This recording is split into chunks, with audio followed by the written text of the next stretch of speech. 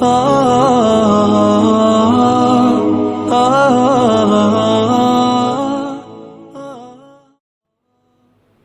الله الرحمن الرحيم.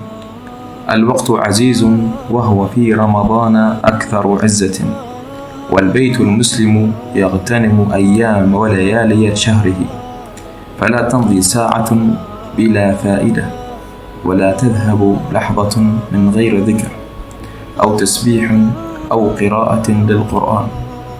فيا من ضيع عمره في غير طاعة، يا من فرط في شهره بل في دهره وأضاعه، يا من بضاعته التسويف والتفريط وبئس البضاعة، يا من جعل خصمه القرآن وشهر رمضان. كيف ترجو من جعلته خصمك يوم الشفاعة؟ فمواسم الخيرات مراتع للحسنات، فإذا هبت رياح الطاعة فاغتنم الخير في كل ساعة. فأوقات رمضان سعادة، وطوبى لمن أحسن الاستفادة. فاقطع نهارك بالقرآن وليلك بالقيام، وروح النفس بينهما بأطيب الكلام. الذكرى رواها رمضان.